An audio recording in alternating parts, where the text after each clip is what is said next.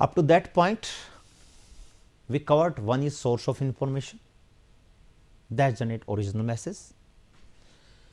The second block is your input transducer, which convert our original message into in its electrical form so that it can be processed at transmitter.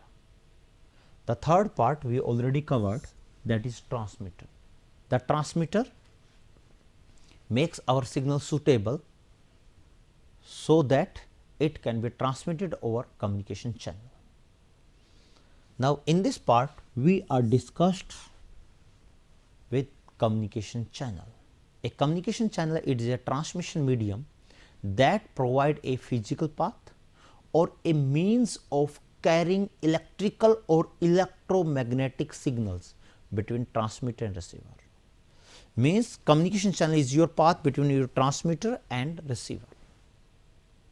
The communication channel is affected by noise and distortion. These are channel impairment, noise and distortion, and these are undesired signal. So, I highlight with respect to red color. So, the communication channels is defined with respect to communication network, and the network have router, and router is connected with respect to hosts. And the example of communication network is your telephone network. In this part, very important point we are going to discuss. Then what is the classification of communication channel? The communication channel is also known as transmission medium, and the transmission medium is categorized in 3 categories. One is your guided, which is also known as wired, or it can be your bounded. Another part is your unguided, it is your wireless, unbounded or free space propagations. The third category is your another category, and in the classification under another category, it is your underwater acoustic channel, and it can be your storage medium. The storage medium can be magnetic tape, magnetic disk, and it can be CD, ROM, pen drive. In guided, we have twisted pair cables, that is also known as telephone channels, coaxial cable, optical fiber cable, and in unguided, which is also known as free space propagations, we have broadcast channel. The word broadcast related with one transmitter, multiple receiver. We have two types, one is point to point communications and another we have broadcast communications. In broadcast communications, there is single transmitter, multiple receiver. The examples of broadcasting, it can be your AM radio, FM, televisions. So, one part of unguided is your broadcast channels, another part it can be your mobile radio channels, it can be your satellite channels. If I take example with respect to transmission media or wave propagation group, it can be your twisted pair, it can be your coaxial cable, it can be your optical fiber cable with respect to their operating frequency range.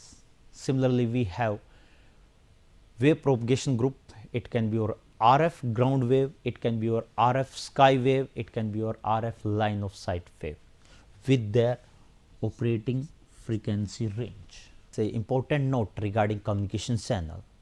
The first important part is the transmitting antenna and receiving antenna are used in wireless channel for conversion of electrical into electromagnetic waves or electromagnetic waves into electrical signal for further processing. So, antenna we use in wireless communications, or you can say we can use free space communications, and the antenna will convert electrical signal into electromagnetic or electromagnetic signal into electrical signal. The propagation of electrical signal through the transmitting medium or communication channel can takes place in the form of electromagnetic signals. It can be wave, it can be energies. In the wired part we are related with electric signal, in the wireless part we are related with electromagnetic radio waves. And third part is your optical fiber, in which we use light wave. The another part in communication channel is your amplifier and resonative repeaters. Both are the electronic device used for enhancing the power of transmitted signal, and the function only on the physical layer of communication network. So, the amplifier and resonative repeater are utilized in communication channel for enhancing the transmitted signal power,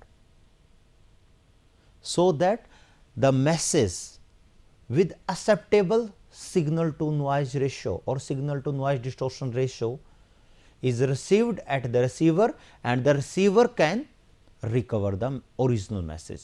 The basic difference between repeater and amplifier: the repeater is used as resonator of the signal bit by bit, while eliminating the noise from signal using timing and decision making device as its basic functional component, while the amplifier just enhances the amplitude of signal waveform, does not care about the noise present in the signals. So, the repeater will eliminate the noise and only amplify the signal characteristics. Now, we have channel impairment. It can be your noise, it can be distortion, it can be your attenuations. Noise, it is a random, unwanted, undesired electrical signal which are introduced within the passband of desired electrical signal or transmitted message during the transmission or processing of signal in communication system. And noise is classified according to their respective source of noise. It can be your external, it can be your internal. So, in external it is your man-made, atmospheric, extraterrestrial, impulse, interference. Interference can be adjacent, co-channel, electromagnetic, intercarrier. If we take next classification of noise, that is your internal. In internal noise we have thermal noise, we have short noise, we have partition noise, we have flicker noise, we have transit time or high frequency noise. So, these are the classifications of noise with respect to their sources. Another part we have distortions. Distortion, it is the process of changing shape of communication signal that may mislead the destination about the content of message.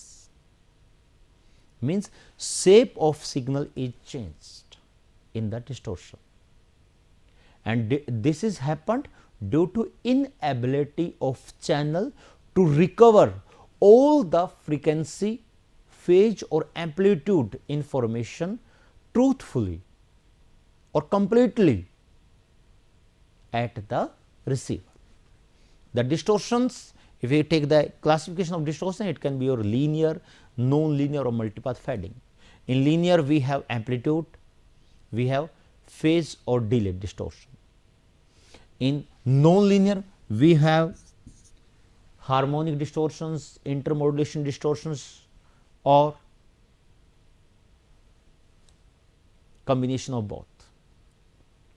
If we take multipath fading, it can be your large scale, it can be your small scale, and small scale further categorized based upon your multipath time delay spread or based upon your Doppler spread. If we take time delay spread, it can be your flat fading, it can be your frequency selective fading, and based upon Doppler spread, it is your fast fading or slow fading. So, the distortions is the part of channel impairment. Another channel impairment we take attenuations. The attenuations corresponding to your signal loss. In this we take two things: P0 relate with your transmitted power and PL relate with your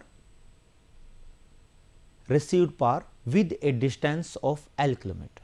The attenuation is your signal loss or reduction of signal strength with distance over transmission medium. The attenuation is expressed in decibel per unit length, dB per kilometer. dB is the unit of power and the capital B represent our scientist name Alexander Graham Bell, and the attenuations is a ratio of transmitted power to the received power with respect to L kilometer distance. And we can take the examples with respect to optical fiber as per their transmission window, that can be 30 nanometer or 15 nanometer. The attenuations is remarkable low as compared to your coaxial cable or copper cable, and that gives the important feature of the use of optical fibers. The key aspects of communication channels. The key aspects of communication channel may be your wired or wireless. It can be your linear and it can be your no linear. It can be your time invariant, it can be your time varying. It can be your band limited or it can be your power limited. We can take the examples according to the application scenario. Now, all form of electromagnetic energy travel through space in the form of electromagnetic waves. The very important point, the electromagnetic waves greater than 300 gigahertz are generally referred as rays. It can be X-rays, it can be your gamma rays and up to so on, instead of radio waves. The radio waves are invisible, we can't see it. The light wave, we have visible spectrums, and the heat wave can be visible or it can be felt. And noise is more predominant at low signals, and distortions is predominant at high frequency signals. The noise is more dominant at low signal levels, low signal level with respect to signal power, and the distortions is dominated at high signal power. Stay healthy and enjoy smart learning. Thank you one and all for your precious time. Please subscribe this channel for regular updates.